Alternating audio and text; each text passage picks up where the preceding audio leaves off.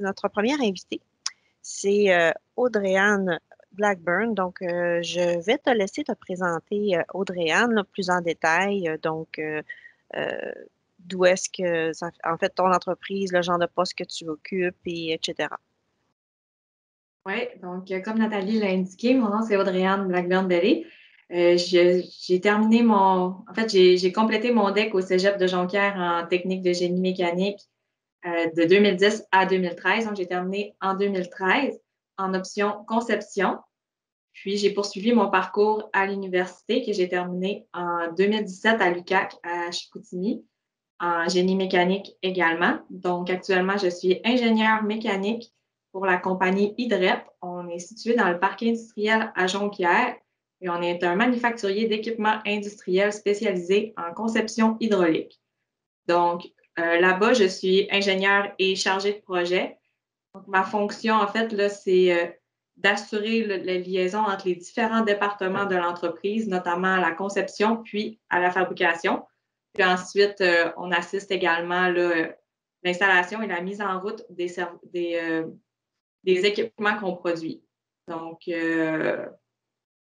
voilà, là, on suit la production de la soumission, en fait, jusqu'à la livraison et installation chez le client ou en chantier. Donc, on suit vraiment notre projet là, du début à la fin, puis on s'implique tant aux décisions commerciales qu'aux décisions d'ingénierie au sein de l'entreprise. Puis, c'est pas mal là, ce qui fait le tour là, pour Oui. mon quotidien. Ton rôle, c'est ça. Donc, ça, c'est en gros, c'est ton rôle au sein de l'entreprise IDREP en tant qu'ingénieur en génie mécanique. Donc, est-ce que tu pourrais nous parler de la partie de ton travail qui est la plus valorisante ou palpitante? Qu'est-ce que tu préfères là, dans ton travail? Euh, c'est difficile à dire. Qu'est-ce que je préfère? Là? Il y en a quand même beaucoup parce que c'est assez varié, là, qu'est-ce qu'on peut faire. Là. C'est rare une journée là, que je vais arriver. Bon, c'est sûr que j'ai toujours comme un plan de travail défini de qu'est-ce que je vais faire dans ma journée. Mais c'est assez. La plage de qu'est-ce qu'on peut faire dans une même journée est assez grande. C'est dur de cibler là, exactement. Mais je pense que qu'est-ce qui est le plus valorisant, c'est en fait quand on met en marche un système, puis que là, c'est vraiment là, c'est l'application pure de tous les départements, puis c'est la réalisation puis l'accomplissement du travail d'équipe. C'est là qu'on se rend compte que la force de l'équipe, à quel point c'est important, puis c'est ça qui fait en sorte que le travail fonctionne ou ne fonctionne pas. Donc, c'est là que c'est important vraiment de venir bien jouer le rôle de chargé de projet, d'être l'agent liant, si on veut, avec les autres départements pour parvenir au succès d'application à la fin. Puis également, quand on va être dans le plus poussé un peu en innovation, c'est sûr que quand on trouve une solution à un problème là, qui était plus poussé, qui nous demandait plus de développement, ça c'est des sphères là, qui sont très valorisantes. Et quand dernièrement, j'ai participé à un projet, puis c'était la première fois que l'entreprise prenait part à un projet de cette envergure-là sur la construction. Puis c'est assez valorisant quand les gens disent hey, c'est la première fois qu'on fait ça chez Hydrep, puis c'est des jeunes qui l'ont fait, puis ils avaient passé à travers. Avec brio, si on peut dire, à Ouais, travers les exactement. étapes. Oui. Ouais. Euh, donc, si là, tu regardes l'ensemble de ton travail, ce serait quoi les plus grands ou les plus gros défis auxquels tu as à faire face là, dans ce que tu as accompli ou ce que tu prévois qui va être accompli?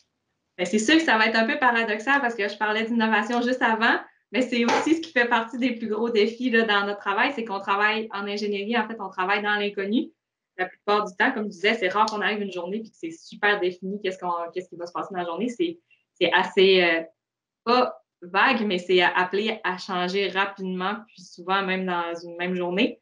Puis, en fait, là, c'est justement quand on sait pas comment on doit faire les choses pour parvenir à une solution, c'est d'être un peu dans l'inconnu, puis de naviguer à travers ça. Là. C'est sûr que ça représente un défi, mais en fait, c'est pour ça qu'on est là, c'est pour résoudre des problèmes, là, si on veut, puis trouver des solutions plus. Là. Oui, ça m'amène à voir le lien qui pourrait t'amener. En fait, la question suivante, c'est est-ce qu'il y a quelque chose de stressant? Qu'est-ce qui peut être stressant dans ton travail? Donc, ton défi est-ce que lui, ton défi auquel tu as à faire face, t'amène aussi une bonne dose de stress? Est-ce que tu as des exemples et est-ce que tu as des stratégies pour y faire face? C'est sûr que oui, le travail d'ingénieur, ça peut être parfois très stressant, justement quand on commence un projet puis on ne sait pas par où on va passer. Bon, des fois, on voit ça gros, là, comme récemment, le projet que j'ai terminé l'année dernière, c'était un gros projet dans lequel c'était la première fois que l'entreprise, on s'embarquait sur la construction. On faisait la mécanique et le système hydraulique pour un pont tournant en Ontario. Fait que, le premier défi, c'était tout en anglais. Fait que déjà là, c'était déstabilisant un petit peu. Mais comme je disais, c'est la première fois là, qu'on faisait ça dans l'entreprise. Donc oui, on avait les ressources au niveau ingénierie mécanique, on savait dans quoi qu'on s'embarquait à ce niveau-là. Mais globalement, sur tout le projet, on le savait pas. Là. Fait que c'est sûr que si on regardait ça dans l'ensemble, là, c'était extrêmement stressant à première vue. On est comme comment on va faire ça, comment on va faire ça. Puis on ne savait pas. Puis personne n'avait vraiment de réponse dans l'entreprise non plus parce que c'est quelque chose qu'on n'avait jamais fait. Donc, on savait chacune des parties individuellement du projet, c'est quelque chose qu'on maîtrisait. Mais globalement, c'est pas quelque chose qu'on maîtrisait tout le monde ensemble. Fait qu'il a fallu. Il n'y a personne qui a pu me dire OK, la recette, c'est ça, tu passes par telle étape pour parvenir au résultat, puis ça va fonctionner, c'est sûr, ça fait 30 ans qu'on fait ça. C'était vraiment pas le cas pour ce projet-là. Donc, c'était d'y aller petite bouchée par petite bouchée, puis je veux dire, on vit la vie une minute à la fois, une journée à la fois, fait qu'on n'a pas le choix d'y aller comme ça, puis c'est la même chose aussi dans les projets. Là. Des fois, ça devient super stressant, la charge de travail est importante, on se demande comment on va y arriver, mais on dit, bien, regarde, aujourd'hui, il y a une journée. Dans une journée, je travaille 8 heures. Bon, qu'est-ce que je vais faire dans 8 heures? Puis on attaque comme ça, puis ça s'est fait. On a réalisé le projet au complet comme ça, en fait, là, une journée à la fois, puis c'est comme ça qu'on l'a géré, qu'on l'a attaqué. Oui, c'est sûr que ça a été difficile parfois. Il y a des moments où on avait envie d'abandonner parce que c'était difficile au point de vue technique, c'était difficile aussi au point de vue émotionnel, justement, quand on parle du stress. Mais quand on regardait tout ce qu'on avait fait en arrière, tout ce qui s'en venait, comment on maîtrisait ça, puis il y avait des parties qui étaient plus faciles aussi, qu'on maîtrisait plus, parce qu'on était plus dans notre élément. Tout ça mis ensemble, mais aujourd'hui, ça fait une très belle réalisation où est-ce on est très fiers, puis on met ça maintenant dans le portfolio d'entreprise carrément. Là, puis J'imagine que pour arriver à respecter tous les échéanciers, tout ça, donc vous avez aussi quand même des outils, des méthodes de travail. Est-ce que toi, dans le fond, tu appliques des méthodes spécifiques ou tu as découvert des façons de travailler qui te permettent là, justement d'arriver aux échéanciers? officiellement, là, c'est sûr que ce projet-là, c'est un projet d'envergure quand même là, de plusieurs millions, le contrat. Puis, plusieurs millions, 1,5 million. Puis, c'est évidemment qu'on avait des échéanciers, mais ce mandat-là m'a été confié malgré mon jeune âge parce que au sein de l'entreprise, j'ai la réputation d'être quelqu'un de très organisé et très méthodique. Donc, les gens savaient qu'en me confiant ça, fait que j'allais le décortiquer petit peu par petit peu, puis que j'allais faire un échéancier, m'assurer aussi, moi j'adore le travail d'équipe en fait, là, j'adore travailler avec les gens de tous les départements parce que je trouve que chaque personne sur un projet, que ce soit à la conception, au machinage, à la soudure ou à l'installation, chaque personne a son grain de sel à apporter, puis tous les intrants que ces gens-là vont nous donner, ben, c'est ça qui va faire la réussite du projet. En amont, moi, tout de suite d'avance, quand je fais ma planification, quand j'ai des questions, ben, au lieu de me dire je vais laisser un point d'interrogation, mais les gens dans l'équipe sont là pour ça. Je vais les voir puis je leur demande juste carrément si je te montre ce plan-là, combien de temps tu penses que ça va te prendre, exemple, à souder? Tu me dis, ben, j'en ai pour 3 jours ou 2 heures, c'est totalement différent dans le planif. Ça nous permettait là, de mieux cibler. Puis des fois, on est passé carrément à côté. Là aussi, il y a des moments où est-ce que moi, je pensais que j'allais partir de chez nous pour 3 semaines, puis finalement, on était parti 5 semaines à l'extérieur, puis c'était comme ça. Puis des fois, on se disait, regarde, on a des échéanciers, on a du temps. On savait qu'on avait des dates butoirs, mais après ça, ben, il fallait faire le travail pour rentrer dans ces dates butoirs-là. Fait que, c'est faux de dire aussi que malgré qu'on a des échéanciers puis qu'on a des outils, que ça réussit à tout coup, mais somme toute, globalement, on finit par s'en sortir là quand même, et c'est certain que j'ai des outils. Je peux pas faire ça juste avec ma tête, là. Officiellement que j'en oublierais, puis ça serait épuisant mentalement aussi. Oui. Donc, tantôt, tu as parlé des défis, puis de la réalisation que tu as faite là, à travers ce que tu nous as expliqué comme projet. Euh, Est-ce que ça ferait partie comme de ton meilleur coup dont tu serais fier, ou s'il y aurait peut-être, au-delà du projet puis de la réussite du projet en tant que tel, est-ce qu'il y aurait des aspects dans ce que tu apportes dans l'entreprise qui te rendent peut-être un peu fière ou particulièrement contente là, de ton rôle au sein de l'équipe? Ben, c'est sûr que le projet dont on vient de discuter, ça me rend extrêmement fière à cause de mon âge. Je l'ai fait un peu dans l'inconnu. Puis c'est vraiment une belle réalisation au point de vue technique. Par contre, c'est sûr que mon implication dans l'entreprise, ça ne s'arrête pas là. Je n'ai pas seulement un projet à ma charge, ou un projet étant soit projet vraiment où est-ce qu'on manufacture un équipement, ou encore des projets dans l'entreprise qui assurent là, le, le grandissement de l'entreprise. Euh, c'est sûr qu'avec avec IDREP, là, au départ, en soudure, on n'était pas certifié là, CWB, là, qui est avec le Bureau canadien de soudage, mais c'est moi qui ai tout monté le dossier pour obtenir cette certification-là avec l'entreprise. Fait que ça, encore une fois, ben, je suis partie de rien, puis personne non plus était au courant comment ça fonctionnait au bureau, parce qu'on n'avait pas la certification. Donc, personne ne pouvait me Ouais. dire, ben, pour nous certifier CWB, ben voilà la marche à suivre. Ben, là, la marche à suivre, il a fallu que je la trouve par moi-même avec la documentation sur Internet, que je m'assure que les soudeurs étaient suffisamment formés, qu'ils avaient les compétences également pour passer ces certifications-là. Fait que, on a travaillé ensemble. J'ai passé beaucoup d'heures avec, avec les soudeurs également à comprendre leur réalité. Après ça, à apprendre là, les procédés de soudage, parce que c'est pas quelque chose que je connaissais, que j'avais nécessairement vu non plus au cégep ou à l'université. Je me suis plongée là-dedans, puis finalement, ben, on est parvenu au succès de cette certification-là. C'est quelque chose qu'on a obtenu, mais ça a été long, ça a été un long processus parce que justement, on était beaucoup dans l'inconnu, mais après coup, ben, on est super fiers de ça parce que, encore une fois, ça nous permet d'aller chercher des contrats qu'on ne pouvait pas soumissionner auparavant parce qu'on n'avait pas cette certification-là. Ça, c'est quelque chose qui me rend fière, puis ça me rend fière aussi, tu sais, mon implication, ça ne se limite pas là dans l'entreprise. Je fais partie de différents comités, etc., pour le bon fonctionnement de l'entreprise. Fait que ça, c'est des choses qui me rendent fière, puis aussi ben, qui renforcent un sentiment d'appartenance envers ma profession, puis envers l'entreprise également. Donc, ce que j'entends dans ce que tu me dis, c'est que d'une part, tu as comme ouvert la voie pour obtenir cette certification-là. Donc, tu as vraiment, t'es comme une pionnière là-dedans. Puis en plus, c'est que tu as réussi à t'allier les personnes sur le plancher, dans le fond, les soudeurs. Puis j'imagine qu'il y a quand même la question que ça doit, tu sais, tu arrives, tu es jeune, tu es une fille, puis il faut que tu fasses comme un peu ta marque, mais les gens t'ont écouté, donc c'est quand même ça aussi, ça fait partie, j'imagine, de tes belles réussites.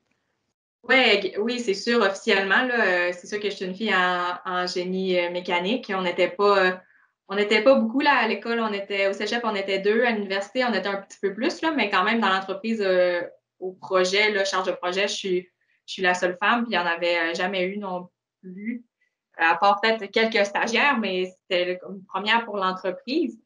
Donc, c'est sûr de gagner ben, la confiance de mes pairs. Puis, en fait, tous les succès qu'on a eus justement en travaillant avec eux, avec le travail d'équipe, ben, ça fait en sorte que par la suite, ben, les gens ils ont confiance en mon travail, puis ils n'ont jamais de doute. Là, ils ne disent pas Audrey-Anne est moins bonne ou meilleure parce que c'est une fille. Là, ils savent me reconnaître pour mes capacités, puis vraiment là, mes compétences à la fois techniques puis personnelles là, au sein de l'entreprise. Fait que c'est ça, c'est sûr que c'est quelque chose que j'apprécie beaucoup de mon milieu de travail.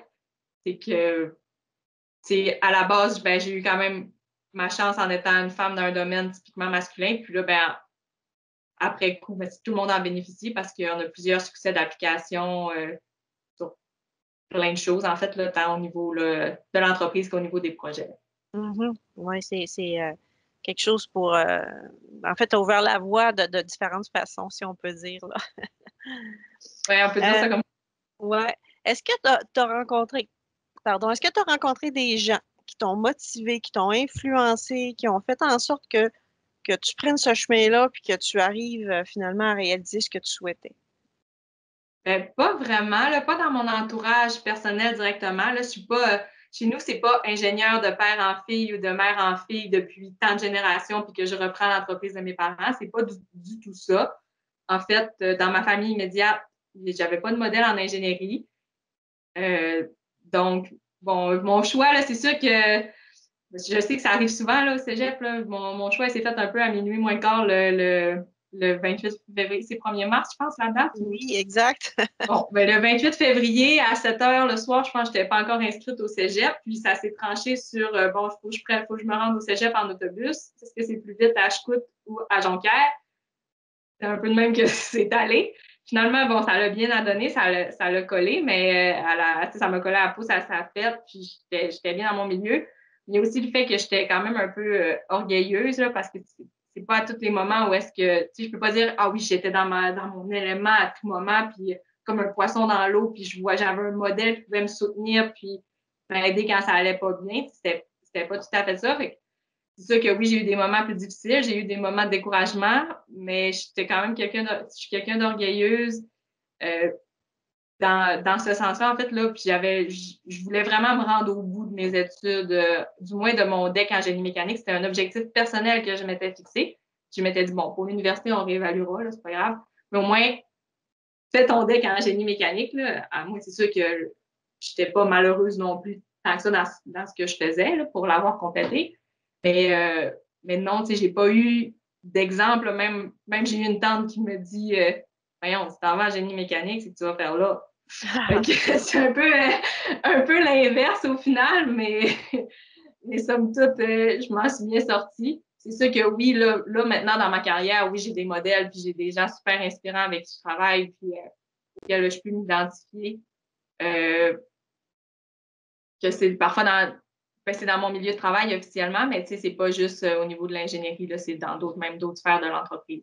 On peut dire que c'est ta détermination, pardon, qui t'a mené à aller au moins jusqu'au bout de ton diplôme collégial, puis qui t'a donné le goût de poursuivre finalement.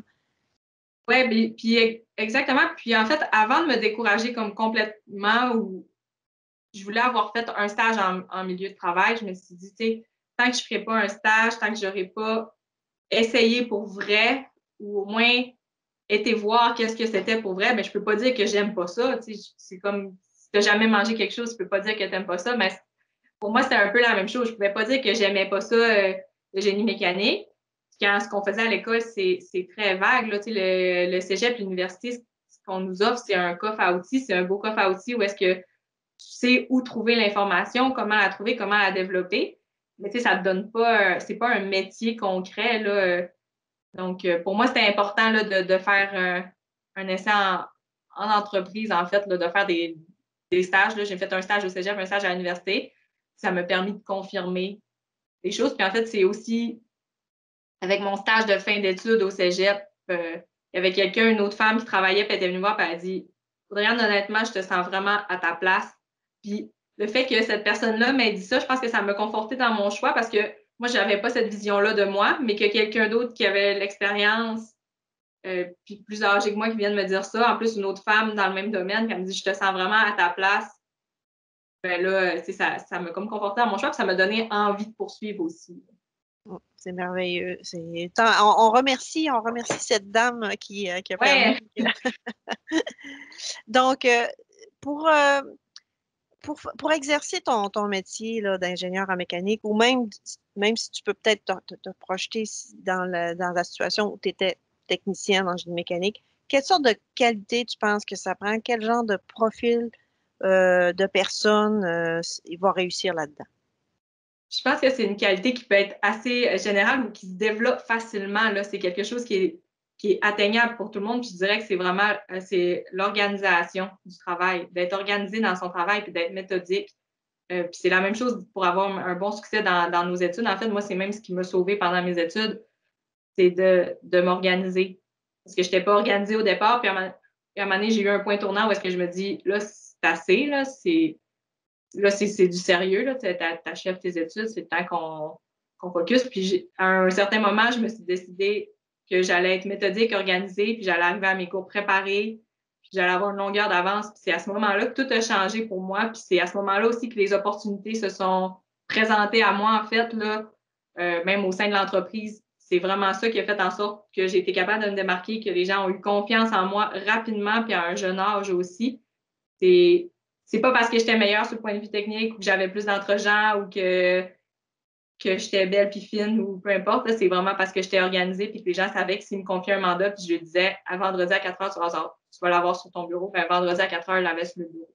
Je pense que c'est une qualité que tout le monde est capable de développer, que tout le monde est capable de travailler. C'est sûr que pour certaines personnes, c'est plus inné que pour d'autres, mais si tu as la détermination puis le vouloir d'être organisé puis méthodique, c'est quelque chose qui s'atteint quand même bien. Puis après ça, ben, c'est ça qui fait en sorte qu'on est capable de se démarquer réellement, là, selon moi, sur le marché du travail puis dans nos différentes sphères professionnelles.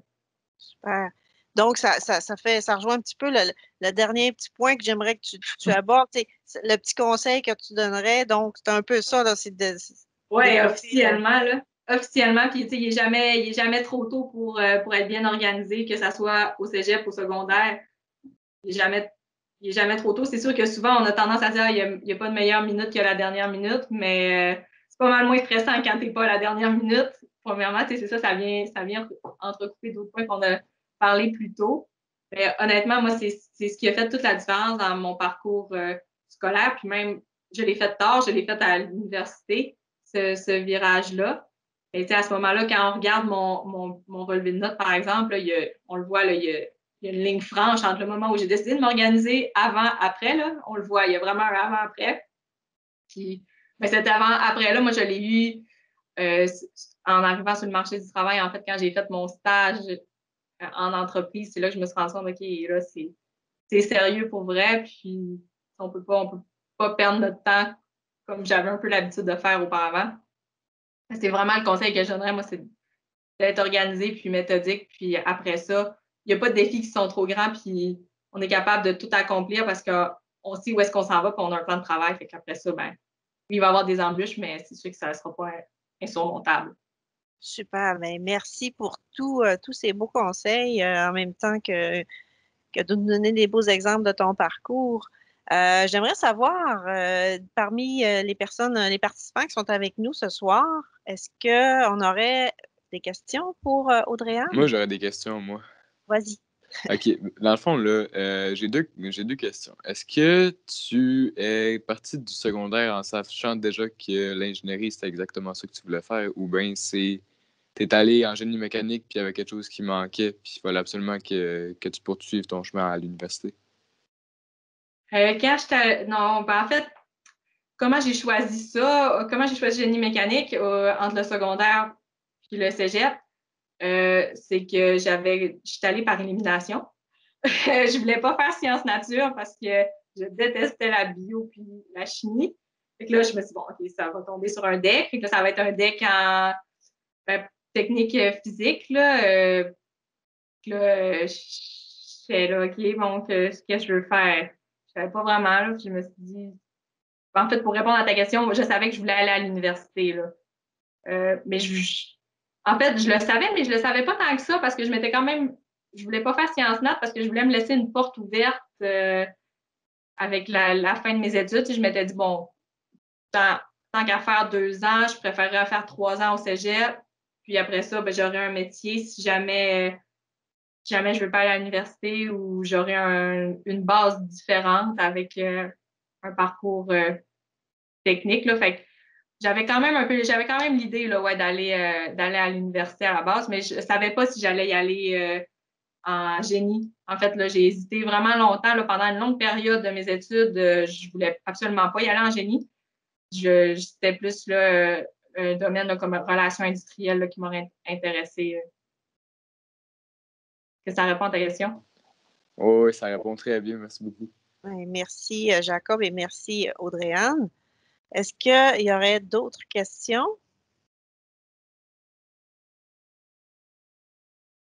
Donc, je vous rappelle que si jamais vous avez envie de revisionner la séance et si jamais ça vous suscite d'autres questions, ben nous, on va rendre le lien disponible sur notre site web là, d'ici quelques jours pour une certaine durée.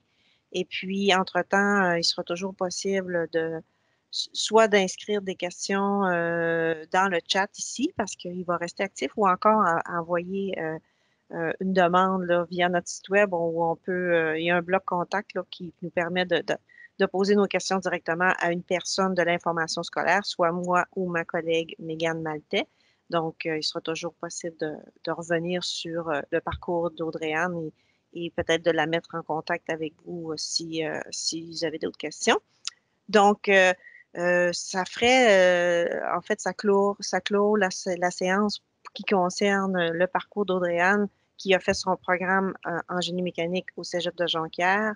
Et pour les personnes qui veulent, qui souhaitent assister à la présentation de Roxane Giroux, ça va être, disons, dans une minute, on va pouvoir entendre cette fois-ci le témoignage de Roxane Giroux. Alors, je te remercie énormément, Audrey-Anne, et puis au plaisir de se recroiser à nouvelle occasion. Ouais, ça me fait plaisir. Merci beaucoup. Bonne soirée, tout le monde. Merci. Donc, maintenant, bonjour, Roxane. Bonjour, vous m'entendez bien? Oui, je t'entends bien, merci. Parfait. Alors, comme je le mentionnais au début, quand on a commencé la soirée avec Audrey-Anne, on enregistre la séance pour la rendre disponible par la suite. Et donc, tout simplement, donc, ton nom, c'est Roxane Giroux. Mais pour le reste, je te laisse te présenter. Oui, parfait. Donc, Roxane Giroux, moi, présentement, je suis toute nouvellement professeure au Cégep de Jonquière. Donc, c'est depuis janvier, c'est tout nouveau. Fait que l'expérience que j'ai présentement, c'est vraiment en entreprise, mais je trouvais ça quand même intéressant de vous montrer que on peut être prof finalement avec, même juste avec un deck, on peut quand même rentrer au Cégep. Il faut un petit peu d'années d'expérience, mais fait que c'est ça. Fait que présentement, je suis enseignante, mais je suis nouvellement depuis aussi janvier ingénieure industrielle parce qu'il y a comme un temps de juniorat. Fait que je suis allée faire mes études à Trois-Rivières. Puis là, ben, je suis revenue en région au Cégep. Fait que si vous venez en génie industriel, vous allez sûrement m'avoir comme professeur. Super. Merci beaucoup, Roxane. Donc, tu peux peut-être nous parler, ben, comme tu le mentionnais, tu es nouvellement enseignante, donc peut-être nous parler un petit peu de ce qui était ton travail dans ton emploi précédent, puis aussi faire ensuite le saut avec ton travail d'enseignante maintenant. Parfait. Donc, moi, dans le fond, là, je suis une grande passionnée du génie industriel, OK? Vous allez me voir dans les vidéos du cégep. Si vous voulez aller me voir, je parle toujours du génie industriel. Si on parle du génie industriel, j'ai des brillants dans les yeux. Moi, je pense que c'est la plus belle profession sur la planète. Je suis vraiment, ça me saisit comment que on peut tout faire en génie industriel. Bon, maintenant que ça c'est dit, j'ai commencé, quand j'ai fait mon deck en génie industriel, moi, je me suis garochée dans le génie industriel. C'est vraiment comme ça que ça s'est passé. C'est un peu comme, j'ai écouté l'entrevue d'Audrey-Anne, puis, ben, écoute, moi non plus, en fait, je savais tellement pas c'était quoi. J'ai fait la petite visite, là, comme on fait là, puis, tu sais, la question que je posais, c'était s'il y avait des filles dans le programme, là. Tu sais, je connaissais rien, puis génie industriel, ça dit rien à personne. Moi, je dis même pas que je suis un génie industriel, il y a personne qui comprend ce que je dis. Fait que je dis que je suis une chargée de projet, puis ça passe, tu sais, ça passe comme il faut. Fait qu'une fois que j'ai fait mon deck, ben, je suis allée dans une entreprise qui s'appelait PCP Canada dans le temps, puis j'ai fait mon stage là. J'ai fait 2 stages, puisqu'on a la possibilité de faire 2 stages. Le premier stage, je faisais un petit peu moins de génie industriel, fait que je vais le tasser. Sauf que quand je suis arrivée en entreprise, vraiment dans une shop, ils m'ont mis avec les gars de la mécanique.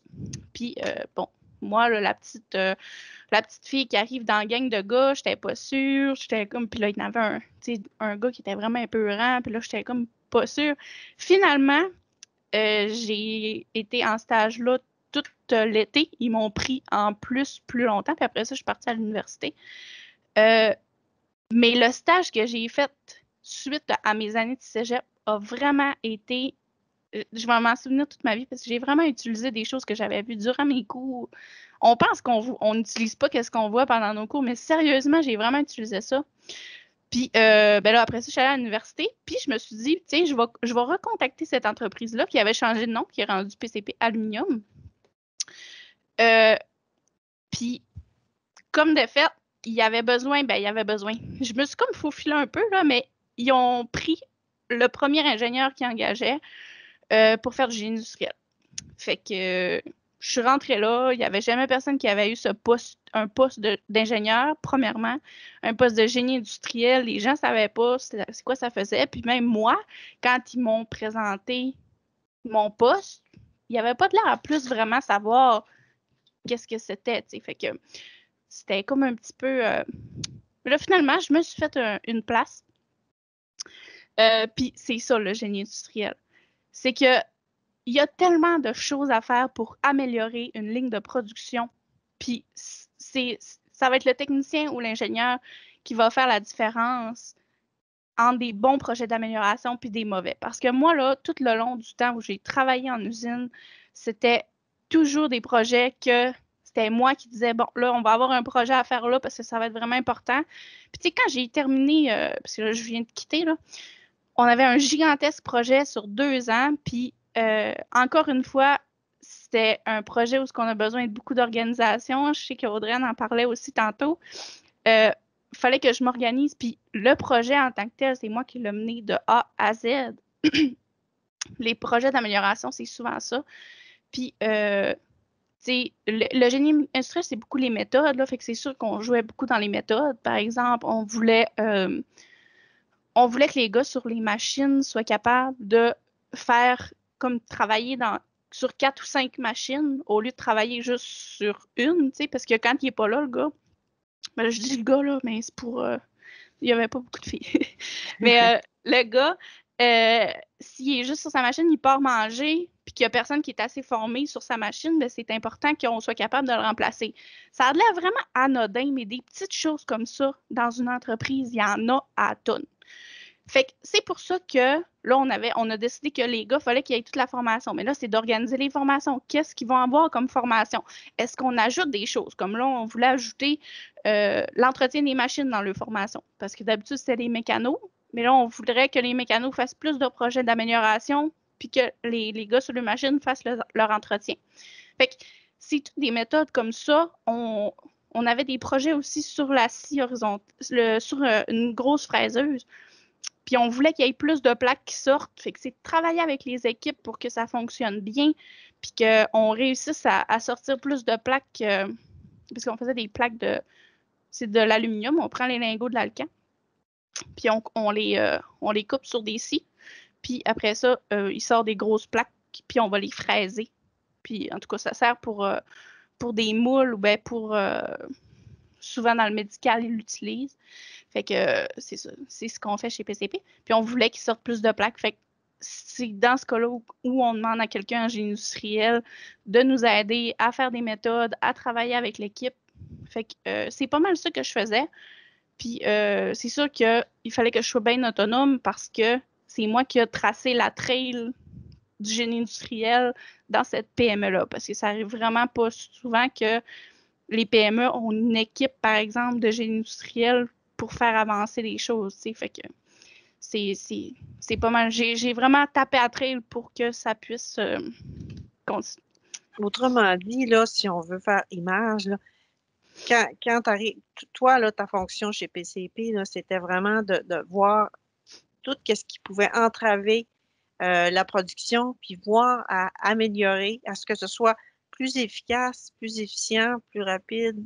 Donc, tout ce qui peut améliorer la production. Exactement. Ça peut être en santé sécurité aussi, parce que ça peut coûter, tu sais, c'est pas nécessairement juste production. Tu sais, on a des cours, tu sais, j'ai eu des cours d'hydraulique, j'ai eu des cours d'électrique, j'ai eu des cours dans l'atelier mécanique. Tu sais, c'est pas juste des méthodes puis tout ça, parce que faut que tu sois capable de parler avec tout le monde. Fait que moi, quand je suis capable de parler avec un comptable parce que j'ai eu des cours de prix de revient. Puis je suis capable de savoir où sont les coûts, puis on va chercher ces coûts-là, puis on va les travailler après. Fait que si sur une ligne de production, il y a trop de blessures, par exemple, la santé sécurité va on va faire des projets d'amélioration par rapport à ça. Fait que c'est vraiment toute une ligne de production où on parle de gaspillage dans le lean manufacturing, puis c'est vraiment d'enlever tous ces gaspillages-là en gardant l'humain, bien sûr. Là, on ne parle pas d'une ligne automatisée, ce n'est pas notre objectif. Là. Mais ouais, c'est ça. Donc, c'est ça, c'est que oui, comme tu dis, c'est bien ce que tu mentionnes, la polyvalence. Donc, c'est tous les aspects, c'est l'humain, c'est la machinerie, c'est tout ça. Donc, c'est vraiment tous les aspects. C'est intéressant. Oui, on a des cours en plus dans vraiment beaucoup de choses. Là. Honnêtement, c'est pour ça que je dis que je ne peux pas croire que le monde s'en va pas plus en génie industriel parce que on a des cours de psychologie autant qu'on a des cours de mécanique, on a des cours en comptabilité. Je suis capable de parler. Mon chum est comptable, je parle avec mon chum, je comprends ce qu'il dit. Je parle avec. Là, en ce moment, je suis enseignante en génie mécanique. Puis je parle avec du monde en mécanique, je comprends tout ce qu'ils disent. Même dans toutes les sphères, je sais tout le temps un petit peu de tout. Ce qui fait que je suis capable de, après ça, ramener tout le monde en une équipe pour qu'on aille comme plus vite puis mieux. Exact. Super. Est-ce que dans ton travail, là, ça serait quoi la partie la plus palpitante ou valorisante pour toi?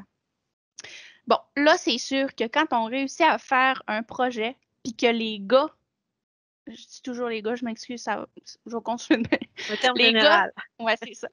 Les gars, quand ils sont contents d'avoir réussi un projet, puis qu'ils sont fiers de ce qu'ils ont fait, parce que ça revient jamais à moi, tu sais, dans le fond.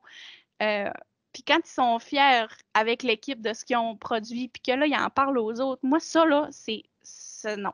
Ça fait pas ma journée, là, ça fait mon mois, puis ça fait mon année, parce que t'es là pour ça. T'sais. Puis moi, en plus, je suis vraiment quelqu'un qui est proche des gens. Fait que quand t'as ça, t'as tout ce que tu veux, là. C'est le plus beau cadeau que tu peux avoir. Super. Donc, on comprend que dans le fond, il y a le côté beaucoup empathique aussi là-dedans. Là. Tu es contente que dans le fond, l'équipe en bénéficie, puis toi, par ricochet, tu en bénéficies. C'est sûr qu'au bout de la ligne, c'est mon projet qui a abouti là, auprès de nos boss, mais parce que il y en a des projets qui fonctionnent moins bien, puis qui ont de la difficulté à avancer. Ça arrive comme dans n'importe quoi. Mais quand tu réussis, parce que souvent, c'est des gros projets. Puis quand tu réussis, là, ouais, ça donne un petit coup de gaz, là, je trouve. Bon, super.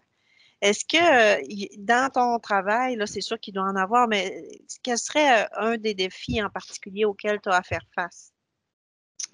Bon, c'est sûr que moi, je suis quand même quelqu'un qui est stressé dans la vie. Fait que il a fallu que j'apprenne à gérer ce stress-là. J'ai réussi à le gérer parce que j'avais des supérieurs qui m'aidaient beaucoup. Parce que là, je suis quand même jeune encore dans ma carrière.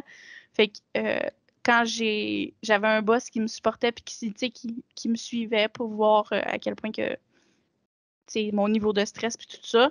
Mais je pense que j'ai quand même réussi à bien le gérer parce que j'en ramenais pas chez nous, dans le sens que j'étais capable de faire la coupure. Mais effectivement, la gestion du stress, parce que, puis même encore, Audrey-Anne en parlait tantôt, je pense qu'en ingénierie, on fait souvent des projets. Puis les projets sont souvent d'envergure. Fait qu'aussitôt que tu mets de l'argent, des équipes, puis tu as ta job qui est comme pas en jeu, mais si tu réussis pas, ben c'est toi qu'on va taper ses doigts. Fait que c'est quand même stressant, là, même si on dit que c'est pas stressant, c'est sûr que c'est stressant. Fait que je pense que c'est pas mal. C'est vraiment la gestion du stress. Parce qu'après ça, je pense que une des qualités de quelqu'un en génie industriel, puis je pense que si t'as pas ça, t'es peut-être pas à bonne place. Moi, c'est ta personnalité, là, ton humanité, ta façon d'aller voir les gens, parce qu'il faut que tu ailles les chercher. Puis faut qu'ils se. Tu sais, moi, là, je connaissais tout le monde sur le plancher. Puis je savais que si je disais ingénieur, j'avais une étiquette dans le front qui faisait que j'avais une barrière. Fait que moi, il n'y a personne qui le savait. Si je savais, c'était par d'autres. C'était pas moi qui le disais. Fait que tu sais, j'ai une belle approche des gens. Puis je pense que ça, c'est quelque chose que si tu n'as pas, il faut que tu te questionnes peut-être. Parce que ça se peut que tu aies des petites embûches ou ça va être un petit peu plus difficile. Mais ouais. Donc, ça répond un petit peu à ma question suivante, à savoir qu'est-ce qui est stressant. Puis, donc, tu l'as mentionné, ton défi, c'est de faire face, c'est de gérer ton stress. Puis, tes stratégies pour y arriver, t'en as-tu, là, hormis le fait que tu arrives à faire une coupure, là, comment tu arrives à gérer tout ça? Ben, en fait, encore une fois, même chose qu'Audriane, l'organisation, ça m'a vraiment aidée parce que je voyais qu'est-ce qui s'en venait.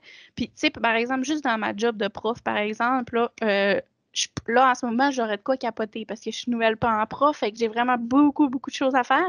Mais j'ai un agenda, puis je sais qu'à chaque jour, puis, tu sais, j'ai toutes mes tâches. Puis, quand j'ai fini ma journée, là, c'est parce que j'ai tout coché. Puis, j'essaie de ne pas faire plus que, mettons, une journée de 8-9 heures. Puis, tu sais, il faut mettre des barèmes puis savoir où est-ce qu'on s'en va. Parce que dans n'importe quoi, c'est tout le temps stressant quand tu sais pas où est-ce que tu t'en vas. Même à faire un examen, quand tu connais pas ta matière, c'est stressant. C'est la même affaire. Fait que pour la gestion du stress, c'est le meilleur truc, là, clairement. Là. Puis c'est ça qui faisait que j'étais capable de m'en aller chez nous le soir sans penser à tout ça. Parce que le lendemain, je faisais juste arriver devant mon agenda puis je regardais qu'est-ce que j'avais à faire. Fait que Donc, l'organisation, c'est le mot-clé.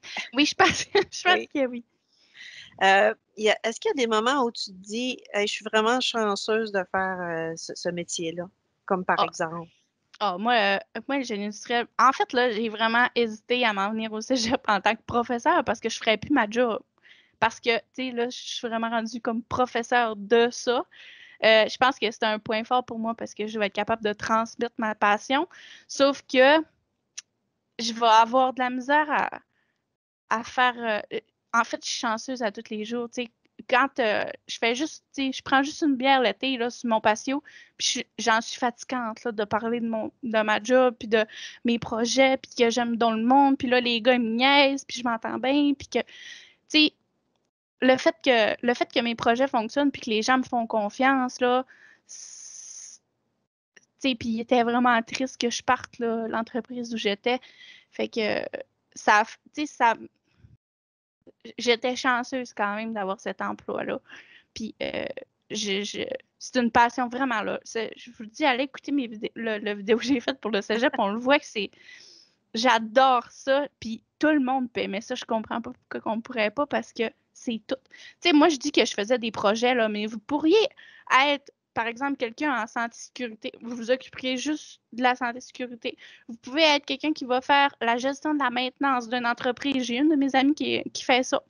Tu sais, tu peux être superviseur de production avec un deck en génie industriel. Honnêtement, je pense que du contrôle de la qualité, tu pourrais faire ça. C'est vraiment, tu peux tout faire. C'est toi qui décides sur quoi tu appliques. Puis il n'y a personne qui va, en plus, il n'y a pas de poste en génie industriel, honnêtement. Là, c'est pas ça qu'ils vont demander. Mais tu es apte à faire tellement de choses. Puis avec ta personnalité, ben, tu sais, moi, même si je connais pas, puis tu sais, moi, j'ai toujours eu la philosophie, quand j'arrive quelque part, je sais rien. C'est les autres qui vont m'apprendre, tu sais, comment que, tu sais, je sais rien. J'ai une petite base dans tout, mais c'est eux les professionnels.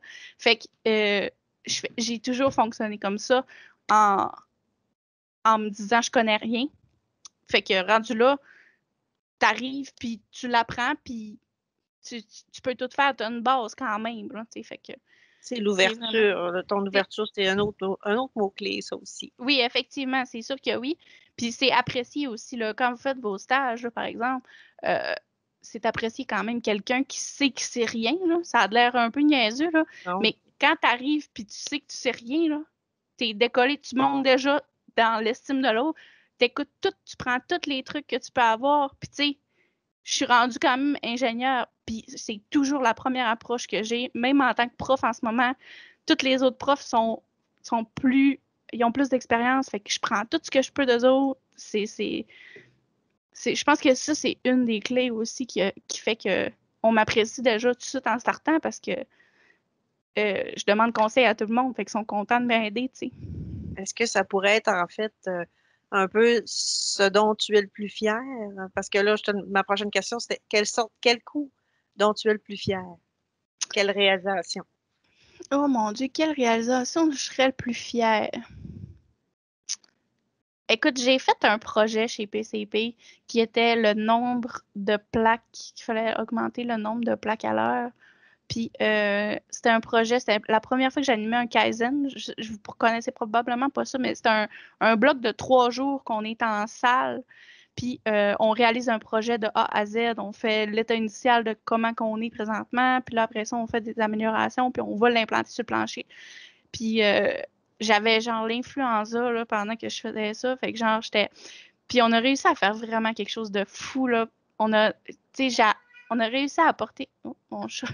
On a réussi à apporter les gars vraiment plus loin d'où ce qu'ils étaient. Puis tu voyais qu'ils étaient embarqués là, dans notre projet. Puis je trouvais ça vraiment, vraiment le fun. Puis c'était encore une fois, les gars étaient contents de leur projet. Fait que j'étais contente de par eux. Là. Fait que ouais, je pense que ça, c'est une belle réalisation.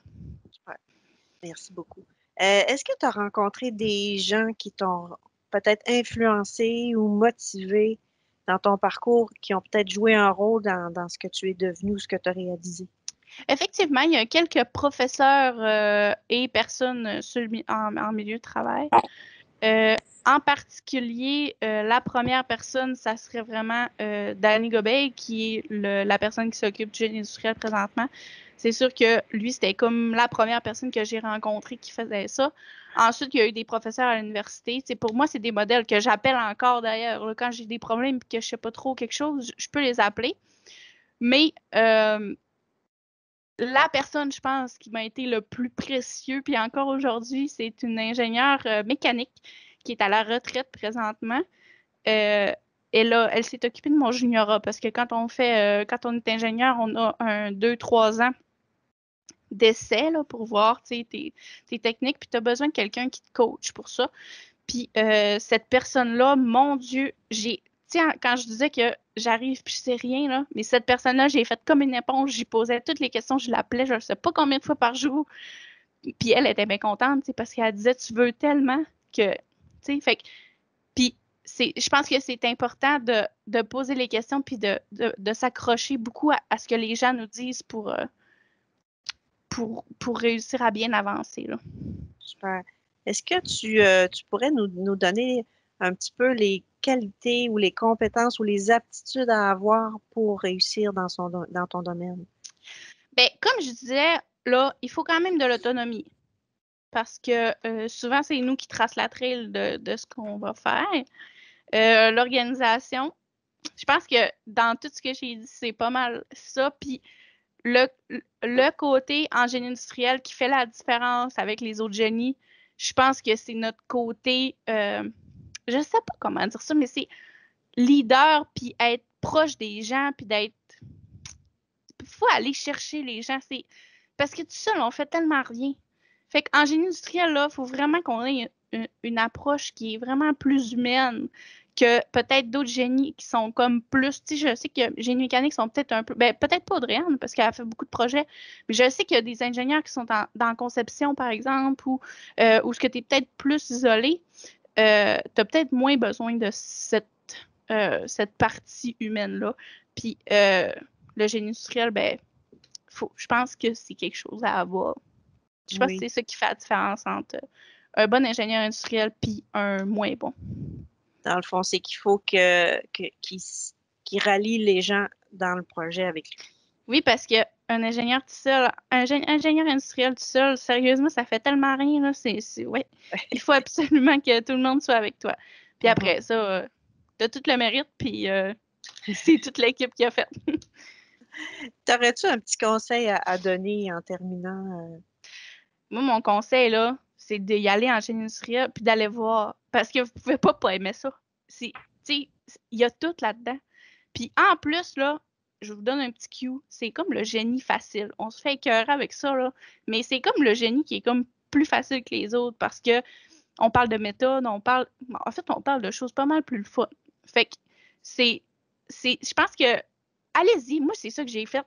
Puis sérieusement, je peux pas croire que j'ai tombé dans une profession aussi parfaite, là. Fait que, faites juste l'essayer, puis au pire, après une session, si vous êtes écœuré de me voir, vous repartirez. Mais je vous le dis, c'est tellement une belle profession. Super, merci beaucoup. Donc, je me tourne vers les participants. Donc, est-ce qu'il y en a parmi vous qui auraient une question pour Roxane? Ben, moi, je trouvais ça très complet, là. Merci beaucoup. Merci. Merci, Jacob. Donc, je pense que c'est parce que ce que tu as présenté était vraiment enthousiaste et pas mal complet. Je suis une grande parleuse quand même. Quand je parle de ça, je vous l'ai dit, je suis tellement passionnée que ça fait. Ça donne bien que tu enseignes, donc ça va être tellement utile. Oui, je pense que oui. C'est pour ça que j'ai dit oui, parce que je Oui. pense que je vais être capable de transmettre ce que j'aime autant. Super. Donc, s'il n'y a pas d'autres questions, comme je le mentionnais, il y a peut-être des nouvelles personnes qui se sont jointes. On va rendre disponible le lien pour revisionner la séance pendant quelques temps. Ça va être fait cette semaine à partir du site web. Donc, je vous donnerai rendez-vous parce que si on veut respecter l'horaire et donner la chance aux gens qui avaient prévu se connecter à 20 heures, je vous donne rendez-vous dans 7 minutes. Et puis, Roxane, si tu veux rester avec nous, ça va nous faire également plaisir. Donc, sinon, ben, on se revoit là, à 20 heures. Je vais rester jusqu'à 8 heures, là, si jamais vous avez des questions. Donc, on serait maintenant rendu à entendre le témoignage d'Emiliano. Donc, Emiliano, tu es avec nous? Oui, je vois que tu es Oui, là. Est-ce que tu... Oui, parfait, super. Là, maintenant, tu as ouvert ta caméra, on te voit bien. Alors, Emiliano, je fais juste te présenter. Je ne sais pas si je vais bien prononcer ton nom de famille. Emiliano, tu as Nané. total, Pardon? total. Ouattane. Ouais. Donc, je te laisse dire la suite là, pour te présenter davantage. Euh, En fait, moi, je viens de la Nouvelle-Calédonie. Je suis arrivé en 2011 avec la cohorte de génie chimique. Euh, j'ai fini mon DEC en 2015. J'ai pris 4 ans quand même. Et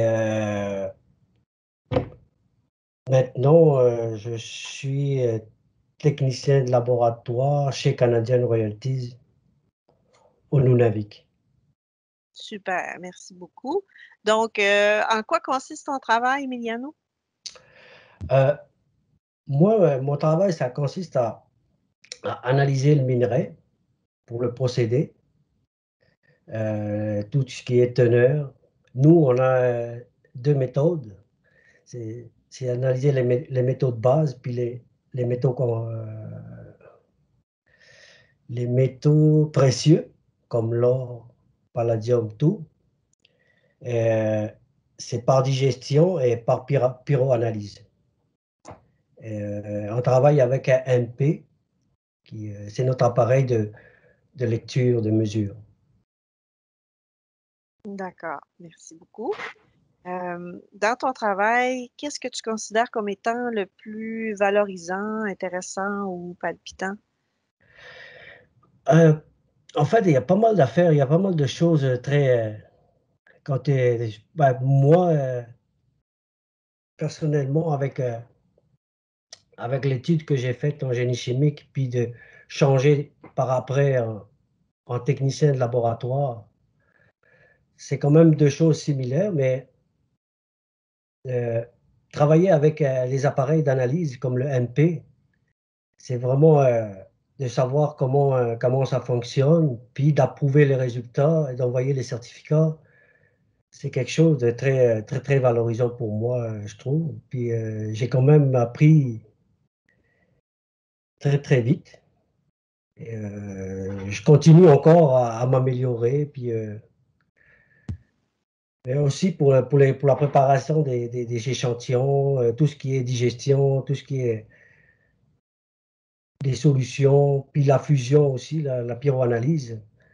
C'est de sortir, c'est toutes les étapes qui viennent avec pour arriver à extraire ou à les métaux précieux, et puis de savoir que cet échantillon-là, c'est ça que ça contient, c'est vraiment très, très, très cool. Puis je suis vraiment très, très fier, très content de travailler pour ça. Donc, autrement dit, ce que tu nous expliques, c'est que à travers différents procédés ou avec l'aide de certains appareils, tu arrives à transformer la matière pour produire Oui, exactement. dans De ce cas-ci. savoir le teneur vraiment pour le procédé en tant que tel et l'exploration, tout ce que, parce que dans les mines, il y a l'exploration. Il faut savoir quand même quand ils dispatchent toutes le minerai, il faut qu'ils sachent les teneurs exactes Mhm. pour l'alimentation, pour le procédé en tant que tel. Donc, autrement dit, la compagnie pour laquelle tu travailles, Canadian Royalty, euh, eux, ils sont est-ce qu'ils sont dans l'exploitation ou l'exploration Ils en ce sont moment? dans tous les deux. Dans tous les deux. Ils sont déjà en exploitation depuis 2010, je crois. L'exploration, ça a été depuis 2008. Et là, ça continue encore Et à les l'exploration, métaux, mais en même temps l'exploitation aussi. d'accord. Et les métaux dans lesquels qui sont spécialisés ou qu'ils recherchent davantage?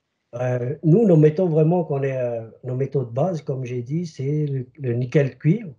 Mhm. Mais dans nous autres, on fait juste des concentrés. C'est du Mhm. concentré qu'on fabrique. Et dans ce concentré-là, on y trouve les métaux précieux comme l'or, le palladium, platine, comme ça. Parfait. Euh, Quels sont les plus gros défis dans ton travail auxquels tu dois faire face? Euh, les défis vraiment de ce travail, c'est de partir loin. Mm. C'est quand même c'est 3 heures d'avion à partir de Montréal, 3 semaines parties, 3 semaines euh, à la maison. Et il faut vraiment avoir un travail, comment dire, pouvoir travailler en équipe avec différentes cultures aussi. Mhm. Euh, il y a quand même pas mal de monde de toute origine. Donc, c'est pas mal ça. Puis la production. Mhm. Et souvent, ça vient que il faut, la production est quand même donc il faut la cadence il change, donc il faut livrer les résultats à temps.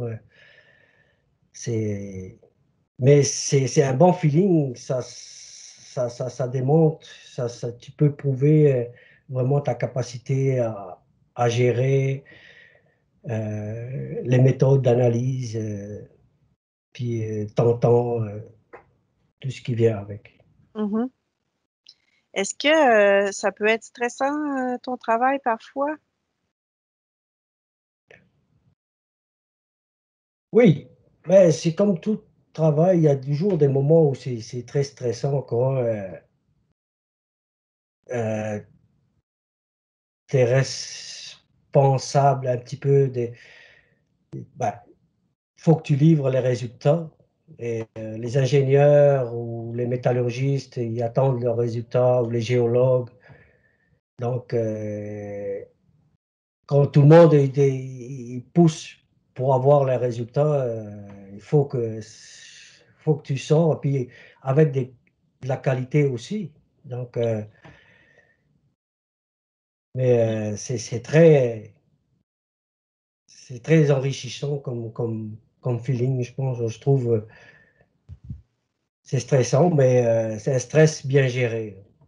Oui, donc tu arrives à bien le gérer. Oui, Est-ce, effectivement. est-ce que dans ton travail, j'imagine que tu dois être autant en contact avec les géologues, comme tu le disais, et d'autre part aussi peut-être avec les opérateurs Oui, dans la mine ou oui, en effet. En fait, le côté relation, tu es en relation avec toutes, que ce soit les opérateurs de l'usine, les géologues, les techniciens géologues, les, euh, les métallurgistes de production. les techniciens de métallurgie, que ce soit aussi l'environnement, parce que à travers ça, on fait aussi des analyses d'eau Mhm. pour l'environnement. Et c'est vraiment un travail que tu communiques avec pas mal de départements. Mhm. Ça donne une vue d'ensemble, en fait, sur comment ça se déroule Hein? dans toute l'opération dans Oui, la mine. oui, Est-ce qu'il y a des moments où tu dis que tu es chanceux de faire ce travail? Si oui, par quel moment, par exemple? oui. En fait, quand j'ai fini mon DEC en 2015, j'ai travaillé pour CAL. Après ça, j'ai travaillé pour le Cégep. J'ai travaillé pour le. Puis j'ai eu moi l'occasion de découvrir le travail dans le fly-in, fly-out, Mhm. dans une mine. Et je me considère vraiment chanceux de travailler parce que c'est vraiment un autre domaine, la mine. Hein. C'est vraiment. C'est enrichissant, c'est ce que j'ai appris euh, après mon DEC, ce que je suis rendu à comprendre aujourd'hui avec ce que j'ai appris à l'école, puis sur le terrain. C'est vraiment très enrichissant pour moi, Mhm. personnellement. Par rapport à ce que tu faisais dans l'entreprise précédemment chez Cal, qu'est-ce que tu faisais à cette entreprise-là? C'était parce que je faisais du génie civil. C'est OK. vraiment, j'ai étudié en génie chimique, puis j'ai touché un petit peu à tout parce que c'est pour ça que ben, maintenant, c'est procédé industriel que Oui. je pense. Oui, mais avant, c'était génie chimique. Mais ça m'a permis la diversité, le fait de toucher à tout m'a permis de travailler un petit peu partout. Comme j'ai travaillé pour Cal, qui est une compagnie d'asphalte. C'est plus génie civil. Je faisais des tests en génie civil. Et en 2013, quand j'ai fait mon stage, j'ai travaillé comme technicien de laboratoire, aide technicien de laboratoire à Val d'Or pour une compagnie, pour un laboratoire d'environnement. Après ça, j'ai travaillé pour un sous-traitant de Rio Tinto, qui est Globatech maintenant. C'est pour le procédé aussi, l'analyse de procédés. Des... Et c'est pas mal ça.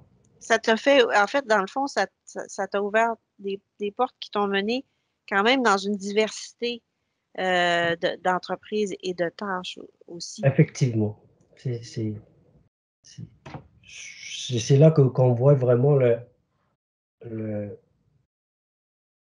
la diversité vraiment de cette branche-là, parce que tu es capable de, sans être vraiment spécialisé, mais tu es capable de travailler partout et par la suite, à travers ton travail, tu vas te performer, tu vas comprendre plus, puis apprendre. Mais la base, déjà, tu as déjà des bases qui sont vraiment très, très solides pour moi en ce qui concerne la chimie et le procédé. Mhm. Est-ce que tu as rencontré au long de ton parcours des personnes qui t'auraient influencé ou qui t'auraient motivé, qui t'auraient donné l'envie d'aller faire des études dans ce domaine-là ou d'aller faire carrière dans ce domaine-là? Euh, euh, je- je- Moi, si je vais dire des noms, mais c'est tous les professeurs du département de chimie en- à Jonquière. Vraiment, j'ai vraiment mon parcours au Cégep de Jonquière, c'est grâce à ces professeurs que je suis rendu aujourd'hui là où je suis, l'aide que j'ai reçue. euh, j'ai vraiment, je suis vraiment très, très, très reconnaissant de ce que ils étaient tout le temps disponibles à toutes les questions. Des fois, c'est pas tout le temps facile, mais je suis vraiment très, très content d'être passé, d'avoir des professeurs comme, quand je pense à Marc-Yvan Côté, à Dominique, François, Nathalie, euh, Colette, Michel, tous les professeurs que j'ai eus au Ils Cégep ont, de Jonquière. Oui. ils ont eu une influence positive pour te donner la motivation de terminer, de poursuivre. Terminer vraiment mon deck. Par la fin de mon deck, j'ai rencontré ma conjointe qui, elle, m'a soutenu aussi pour finir mon diplôme. Mhm. Mais c'est vraiment l'aide que j'ai reçue au Cégep, euh, le soutien, ça a vraiment été très, très. L'écoute des professeurs, c'est vraiment ça qui m'a beaucoup aidé à réussir. Parfait, merci. Est-ce que pour exercer ton métier, est-ce que tu pourrais nous donner quelques exemples de qualités que tu juges essentielles ou des attitudes à avoir? Euh, Là, pour moi, l'essentiel vraiment dans le travail que j'effectue, c'est vraiment la facilité à travailler en équipe. À travailler en équipe, à être persévérant, dynamique, curieux. C'est vraiment des qualités pour bien réussir à, pour- à travailler dans ce domaine-là. Est-ce que tu aurais un petit conseil à donner à quelqu'un qui envisage de travailler dans le domaine industriel en lien avec soit la chimie ou avec les procédés? Je lui dirais de foncer. Vas-y, c'est vraiment euh, un domaine très, très enrichissant. Euh, Moi-même, quand je suis venu ici de la Nouvelle-Calédonie, j'ai vu juste chimie, mais je ne savais pas exactement qu'est-ce que ça a comme étude, c'est sur quoi. Et quand j'ai mis les pieds dedans, des fois, c'est très difficile, mais j'ai persévéré et je vois le résultat de comprendre, de savoir qu'est-ce qui se passe dans telle réaction, dans toutes ces affaires-là, c'est très, très, très, très, très, très motivant. Puis, Oui, parce que les gens, tu sais, souvent, les gens, avec le mot chimie, vont s'arrêter parce qu'ils vont avoir une image de quelqu'un qui est avec tu sais, qui fait des expériences dans un laboratoire un peu savant fou, mais c'est beaucoup plus que ça, hein. oui, c'est pas juste des molécules, c'est vraiment, oui, il faut une base de comprendre, mais quand tu arrives dans l'industrie, tu sais, c'est vraiment un, un plus, c'est vraiment un travail diversifié, là, que tu touches à tout, tu améliores côté mécanique. Je travaillais avec des concasseurs aussi, avec des pulvériseurs. C'est vraiment un travail très complet. Donc, des différentes installations ou outils ou Oui, instruments qui permettent de transformer, de concasser, de filtrer, oui. donc il y a un peu, il y a des notions de physique également Il y a des dans ce que notions de tu fais. physique également aussi là-dedans. Quand je pense à mesure des densités, à utiliser un pycnomètre, c'est tout est relié. Puis Donc, aussi au cadenassage, qui est oui, technicien de procédé. Euh, Ça, c'est un poste qui m'intéresserait encore plus. Mais pour le moment, j'apprends, je continue mais avec la formation que j'ai, je suis capable d'y accéder. Donc, le cadenassage, c'est pour... tu peux peut-être expliquer un petit peu qu'est-ce que c'est? Le cadenassage, c'est vraiment là, de savoir les équipements, de connaître vraiment les équipements que tu utilises dans l'usine, comme les concasseurs, les broyeurs, tout ça. Et quand tu es technicien de procédé, tu es responsable, quand il y a des shutdowns, de cadenasser tous les équipements, de savoir de mettre à l'énergie zéro et toute l'énergie résiduelle enlevée pour qu'il n'y ait pas d'accident, pour que le monde puisse aller travailler sécuritairement dans dans l'équipement, sur l'équipement. Pour les réparer ou Les faire la maintenance. réparer pour l'entretien, parce on parle de plusieurs volts, de plusieurs des équipements qui sont très puissants. Mhm. Oui. Donc, Est-ce que parmi nos gens qui sont avec nous, Issa, Hubert, est-ce que vous auriez des questions pour Emiliano?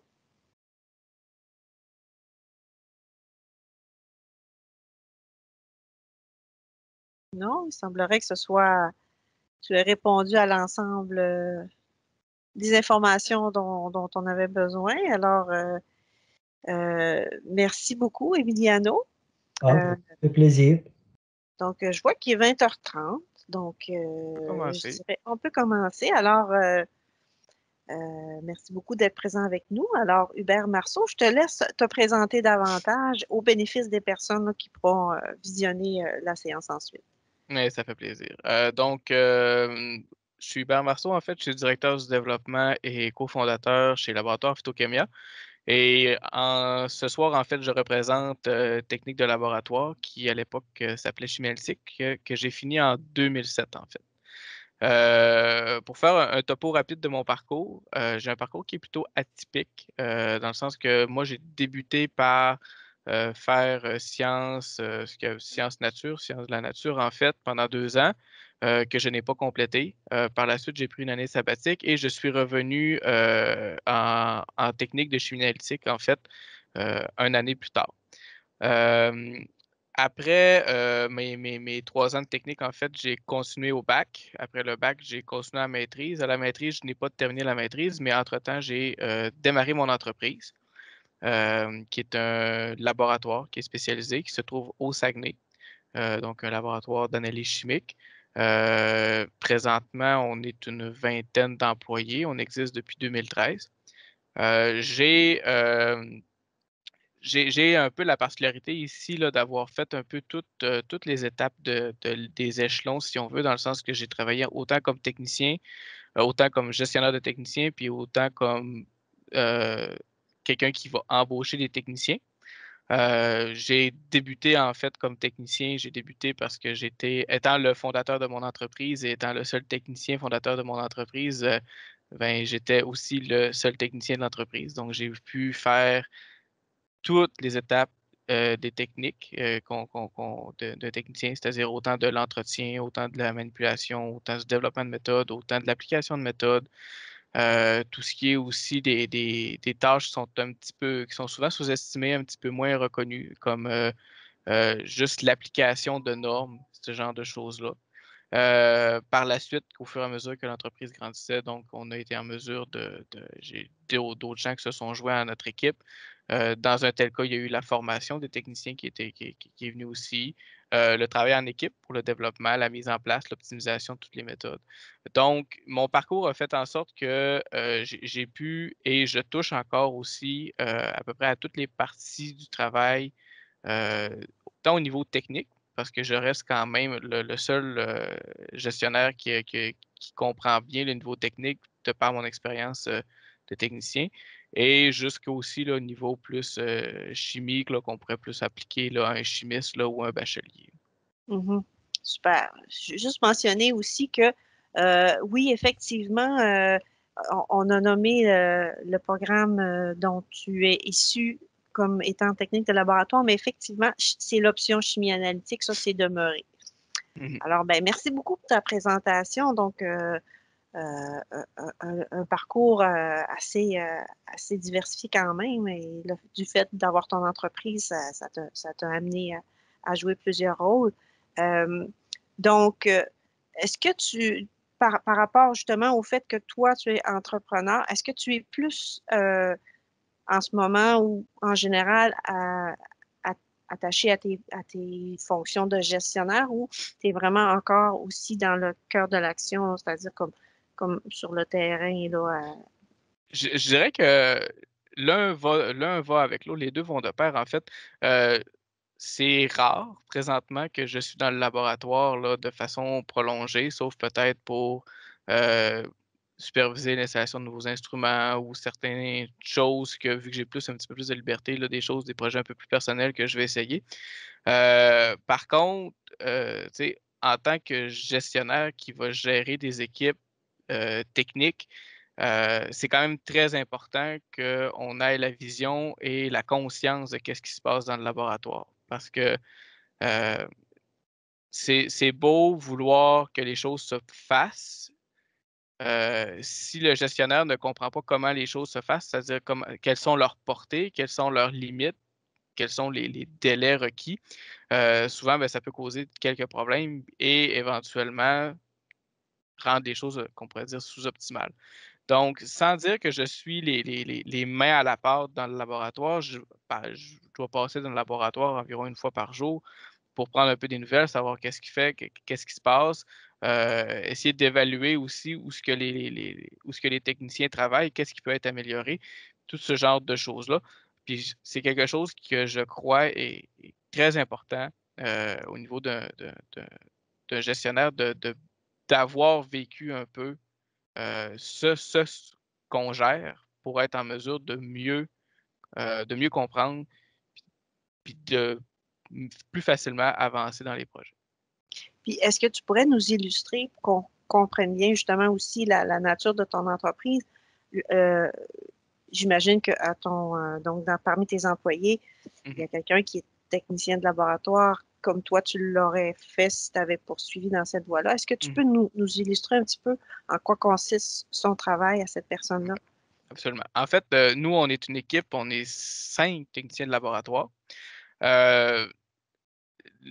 Chez nous, en fait, les techniciens sont relativement polyvalents, dans le sens que malgré le fait qu'il y a des grands créneaux, c'est-à-dire que j'ai des techniciens qui sont plus orientés en organique, j'ai des techniciens qui sont plus orientés en inorganique, il y a quand même beaucoup d'échanges qui se font. Donc, dépendant d'un peu de la spécialisation de chacun, le rôle du technicien va passer, si on fait comme juste le flow des échantillons et compagnie, il va avoir une étape qui va juste être la manipulation des échantillons. Donc, tout ce qui est la réception de l'échantillon, de la manipulation, s'assurer que les échantillons sont bien contrôlés, sont bien entreposés et qui sont aussi bien assignés. Donc, ça, c'est quand même une partie qui est très, très importante. Par la suite, il y a tout ce qui va être préparation de l'échantillon. Donc, nous, on ne se le cachera pas, on va travailler avec le cannabis. Donc, tout ce qui est échantillon de cannabis, comment bien le traiter. Ici, c'est des points en fait, tous les points sont très importants pour le technicien excusez-moi. Tous les points sont importants. Il faut que le technicien soit bien conscient de ce qu'il fait parce que ça va aussi être la tâche du technicien de s'assurer que s'il y a des points d'amélioration à faire, que ceux-ci soient faits. Donc, parmi les tâches qu'il doit faire, en fait, c'est de s'assurer que les choses soient faites correctement et s'il y a place à l'amélioration, qu'il y en ait. Si on prend par exemple l'entrée d'échantillons, de s'assurer que les procédures en place soient représentatives de ce qu'ils font et qui ne soient pas trop lourdes, par exemple. Si on va parler de la préparation de l'échantillon, de s'assurer qu'il n'y a pas de perte de temps, par exemple, ou qu'il n'y a pas de place où il pourrait y avoir des erreurs.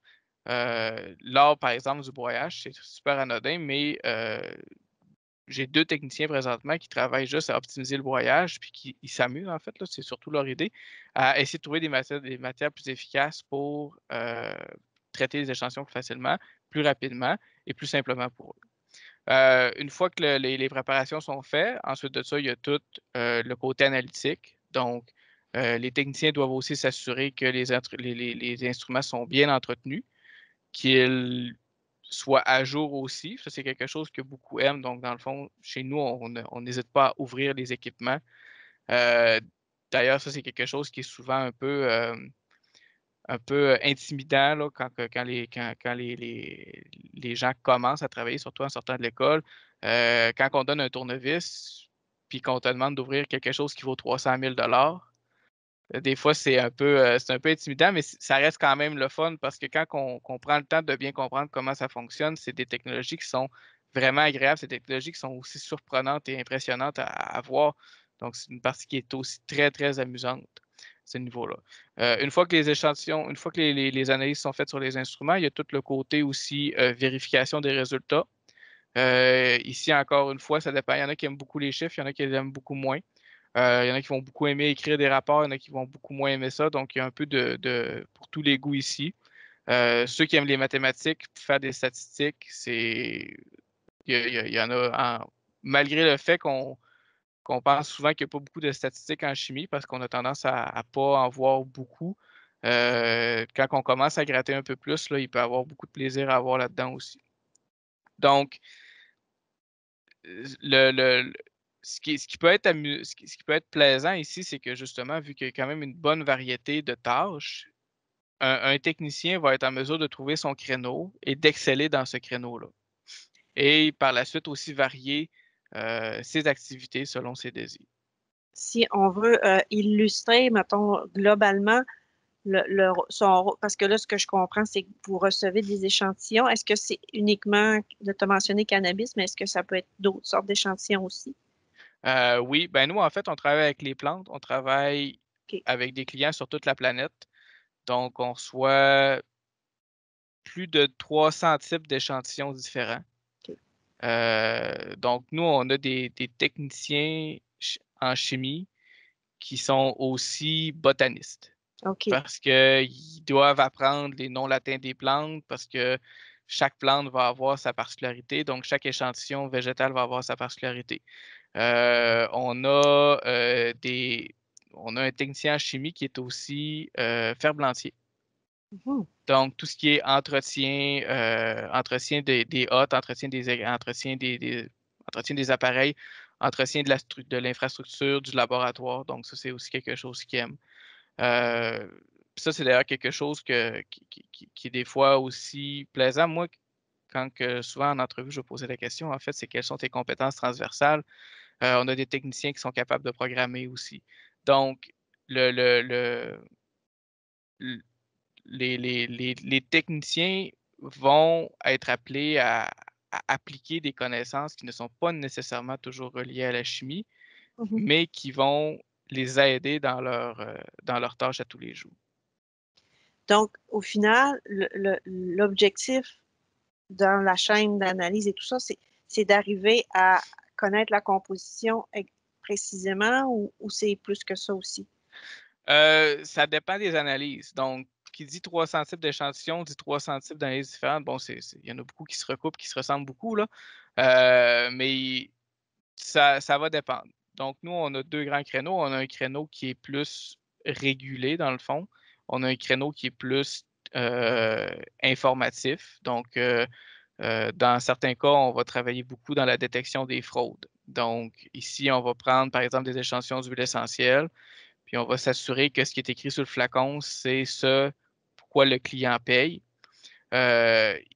Ici, c'est plus du qualitatif, dans le sens que les résultats sont plus des résultats interprétés, qui ne sont pas nécessairement interprétés par le technicien ici, mais qui vont plus être interprétés par le chimiste. Mais ici, le technicien a la charge de s'assurer que les résultats qui sont fournis par l'instrument représentent bel et bien l'échantillon qui est reçu. Puis il y a beaucoup de responsabilités par rapport à ça parce que un mauvais résultat peut faire en sorte que ça va coûter 300 000 à quelqu'un d'autre à quelque part. Mhm. Ou que ça peut aller en cours. Parce que s'il y a des litiges, ça peut jusqu'à aller en cours. Donc, il faut qu'il soit capable de s'assurer que chaque étape de son travail soit juste et précis pour que si tout d'un coup, c'est rare que ça arrive, mais si ça arrive, il faut toujours garder ça en tête, qu'il soit capable d'aller justifier chaque étape de son résultat. Mm. Par opposition, il y a des situations où on est plus dans des choses qui sont plus régulées, entre guillemets, où on a des protocoles qui sont assez précis à établir ou des cibles qui sont assez précises à établir et des cibles qui sont excessivement faibles parfois. Si on regarde, par exemple, les pesticides dans le cannabis, on va parler de ppb, donc de parties par milliard, donc l'équivalent de trouver 4 feuilles de rouleau de papier de toilette rouge sur un rouleau de papier de toilette qui fait 4 fois le tour de la Terre. Oh. Donc, le technicien ici va avoir comme responsabilité de s'assurer que chacune de ces manipulations soit faite de façon aseptique, si on veut, là, de façon pour ne pas contaminer l'échantillon, parce qu'une contamination, encore une fois, va fausser un résultat. Fausser un résultat, ça peut vouloir dire jeter des lots au complet. Jeter des lots au complet, encore une fois, il y a des coûts financiers aux clients. Donc, il y a ce genre de responsabilité-là que le technicien a à chaque étape de son travail. Donc, à la lumière de ce que tu nous expliques, qu'est-ce qui serait le plus valorisant dans le rôle du technicien ou le plus stimulant? Je vais donner un exemple, en fait, qui date d'il y a très exactement 5 heures. Le fait qu'un client nous contacte, nous dit « Est-ce que je peux avoir ce résultat-là en moins de 24 heures? » Puis que là, les techniciens se disent en groupe « Est-ce qu'on est capable? » Regardent leur charge de travail, regardent leurs tâches, trouvent des moyens d'optimiser ou de faire que tout fonctionne au quart de tour et de réussir à atteindre leur but, c'est quelque chose qui est excessivement valorisant. Mhm. Pour d'autres, par contre, ça va être plus de développer des nouvelles méthodes, par exemple. Donc, on a une situation, on a une problématique, on a un échantillon, on ne sait pas ce qu'il y a dedans, ou le client veut ça, on a zéro idée de ce que c'est. Trouve-nous les standards, trouve-nous la méthode, la colonne, développe-nous les méthodes, carte blanche, réussis à atteindre ton projet. Donc, je pense que pour beaucoup de techniciens, en fait, c'est de voir que chacune de ces tâches peut être en fait un petit projet. Puis un petit projet, qui dit projet, dit place à l'amélioration, dit réussite personnelle aussi. Mhm. Est-ce que ça pourrait aussi être en même temps un gros défi, un défi là, dans l'idée de quelque chose un genre d'obstacle à surmonter là, dans certains cas? Oui, c'est certain que faut quand même aimer les défis. Puis, tu sais, ici, je parle aussi par expérience personnelle dans mon parcours aussi en tant que technicien.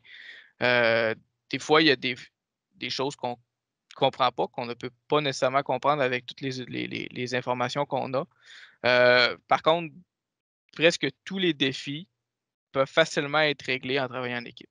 Donc, c'est très rare qu'un technicien va être seul in vacuo, même si souvent il dit ben moi je suis tout seul le technicien dans mon laboratoire. Ouais, mais tu as une équipe autour, vous allez avoir des chimistes, des ingénieurs, des opérateurs, parfois des biologistes, des microbiologistes qui vont être autour. Donc, éventuellement, le technicien fait partie de l'équipe, puis non seulement fait partie de l'équipe, mais devient souvent les mains de l'équipe. Donc, même si quelqu'un a des idées, il faut que les mains suivent. Puis d'avoir des bonnes mains, c'est quelque chose qui fait avancer une équipe de façon très efficace. Mhm. Est-ce que il y a des moments où toi, soit en tant qu'entrepreneur, ou en tant que technicien, des moments où tu dis que tu es chanceux de faire ce métier-là? Oui, absolument. Oui. Puis ça a l'air vraiment stupide, mais à cause de mes enfants. Moi, j'aime bien amener mes enfants dans le laboratoire. Ça, c'est pas tout le monde qui a cette chance-là. Mais de savoir que je sais manipuler de la glace sèche pour faire des expériences avec les enfants à l'Halloween, ou justement là, de juste comprendre là, certains principes chimiques pour être en mesure là, de leur faire des petites expériences, là, des ballons qui gèlent, ce genre de choses-là. moi, c'est quelque chose que je trouve valorisant de comprendre la chimie puis d'être capable d'utiliser la chimie à la fois dans mon travail et à la fois dans la vie de tous les jours. Ça apporte un peu de magie. Oui, non, mais je dis ça, ça, on va parler, là, j'utilise du chlorométhane pour coller des choses, mais tu sais, c'est pas tout le monde qui a cette chance de comprendre ce genre de principe-là. Tu peux l'utiliser en cuisine, ça, c'est d'autres choses. Mais moi, c'est quelque chose que je me trouve chanceux puis que je souhaite beaucoup là, que les gens s'intéressent à la chimie, tant au niveau technique, au niveau universitaire ou peu importe, parce que ça nous amène vraiment une bonne vision là, des choses qui nous entourent. Effectivement. Ça serait quoi la chose dont tu serais le plus fier dans ton parcours? Euh, tu sais, quand on est dans le bain, c'est dur d'établir les choses pour lesquelles on est le plus fier. Donc, tu sais, je peux dire que je suis quand même assez fier de mon parcours jusqu'ici avec mon entreprise. Par contre, dans la vie de tous les jours, tu sais, on a plus de gestion à faire, c'est plus difficile d'être fier de ça. Mais je pense qu'en fait, ce que je suis le plus fier, c'est d'avoir pris la décision d'aller faire mon deck de façon globale parce que, comme j'ai dit, j'ai commencé par faire sciences nature que j'ai fait de façon excessivement à reculons. Puis je me rappelle à l'époque, je le savais que j'aimais déjà la chimie. Euh, je veux dire, j'ai commencé à aimer la chimie, j'étais au secondaire. Puis bon, les gens me disaient, ben, tu sais, va faire sciences nature, puis là, tu iras au cégep, tu iras à l'université, puis tu commenceras comme à faire de la chimie à l'université. Puis bon, sans dire que ce fut un échec flagrant total, ça n'a pas vraiment amené la motivation que j'avais pour continuer le cégep. C'est pour ça que là, il a fallu que je prenne une année de pause. Mais après ça, je me suis dit, ben non, je vais recommencer en technique, puis je vais continuer. Je vais déjà être dans le bain tout le long. Je vais pouvoir avancer directement dans ce que j'aime. Euh, je pense que c'est un peu là que ma carrière a commencé. C'est au début de mon cégep en technique, parce que c'est là que je suis vraiment rentré dans le bain, puis que j'ai dit, ben, je peux me concentrer sur ce que j'aime. Je peux prendre des décisions aussi qui, à long terme, vont m'amener où ce que je veux être. Donc, faire des stages, me concentrer sur certaines matières, développer des relations avec les autres étudiants ou avec les professeurs. Tout ça, c'est des choses que je sentais me donnaient des avantages potentiels pour ma carrière ou me faisaient avancer dans mon avenir. Chose que je n'avais pas nécessairement en sciences de la nature où j'avais beaucoup l'impression de juste attendre 2 ans de plus mon secondaire. Ah oui. Ouais. Est-ce que à travers tout ça, tu as dû rencontrer des personnes sur ta route qui t'ont soit influencé positivement ou qui t'ont motivé ou qui t'ont encouragé à Mhm. poursuivre? Mais ça, c'est sûr. C'est sûr qu'il y a beaucoup de professeurs avec lesquels j'ai eu des excellentes relations. Bon, tantôt, j'entendais Colette, François. Beaucoup des professeurs que j'avais à l'époque, ben, pas beaucoup, mais certains professeurs que j'avais à l'époque ne sont maintenant plus présents. Ça fait quand même 13 ans. Non, ça fait pas 13 ans que j'ai fini. 14 ans. Un petit peu trop longtemps. Donc, il y a encore, les professeurs, je pense qu'on a eu un super de bon support de la part des professeurs. Les techniciens de laboratoire, Patrice, qui maintenant travaille pour moi en plus, et Josiane à l'époque. Déjà, les voir travailler puis nous supporter en laboratoire, c'était vraiment quelque chose qui était encourageant. Durant les stages, parce que c'est quand même un deck qui se fait avec des stages. Les superviseurs de stage, les gens que j'ai pu rencontrer durant mes stages aussi, là, déjà chacun m'amenait des visions différentes parce que l'industrie est tellement vaste qu'il n'y a aucun travail qui est identique. Donc, chacun pouvait m'amener des nouvelles choses. Donc, beaucoup de gens que j'ai pu côtoyer. Puis, là, on parle de 3 ans de cégep. Là. Puis, je peux déjà en donner 10 personnes. Donc, il y a quand même une bonne densité de gens que j'ai côtoyés là, qui m'ont vraiment permis de me développer moi-même pour développer mon avenir. Mhm. Est-ce que pour que quelqu'un puisse s'identifier à un métier qui est en lien avec technique de laboratoire, est-ce que tu pourrais nous donner des exemples de qualités que tu juges nécessaires ou, ou bienvenues pour quelqu'un qui veut aller dans ce domaine-là? Euh, Ça dépend. Il n'y a pas de réponse facile à ça, mais moi, une des qualités que j'aime le plus chez les techniciens, c'est vraiment la polyvalence et l'efficacité. Bon, ça fait un petit peu checklist si on veut, mais quand je parle de polyvalence, je parle, oui, on va souvent avoir des méthodes, on va souvent avoir des protocoles bien établis. Moi, il y avait un professeur, entre autres, qui m'avait dit, Ursule, qui est présentement à la retraite, m'avait dit être technicien de laboratoire, faire les manipulations, c'est facile. On pourrait prendre n'importe qui, puis en 2 jours, il ferait exactement ce que vous faites maintenant. La seule différence, c'est que si ça ne marche pas, lui, il ne comprendra pas pourquoi. Tandis que vous allez comprendre pourquoi. Puis vous allez être capable de régler le problème.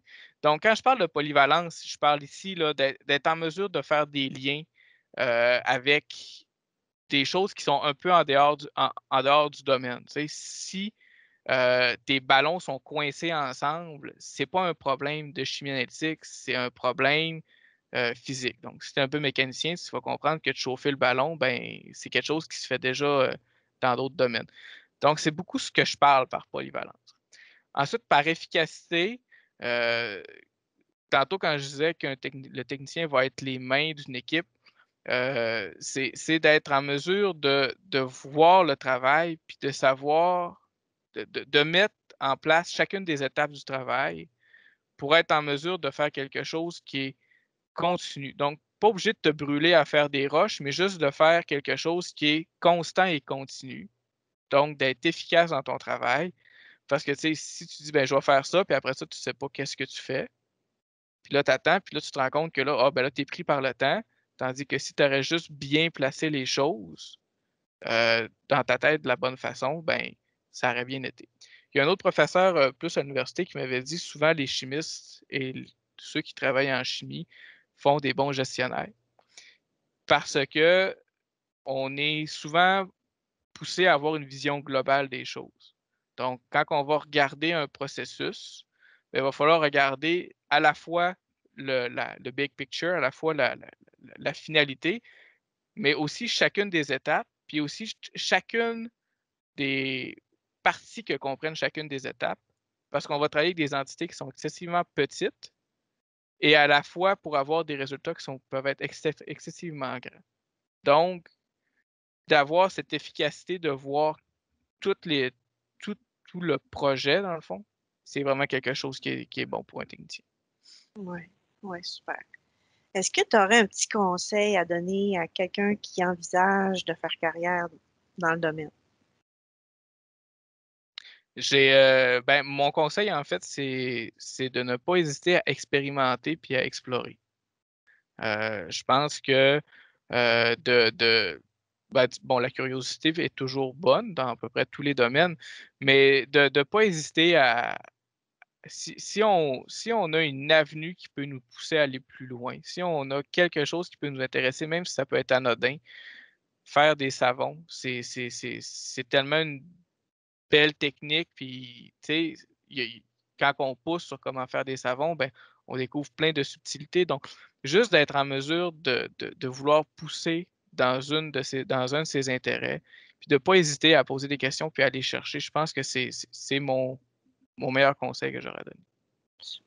Dans le fond aussi, de faire preuve d'ouverture, pas s'arrêter Oui, ben d'être exactement. préconçu, puis tout ça. Mhm. Donc, super, merci beaucoup.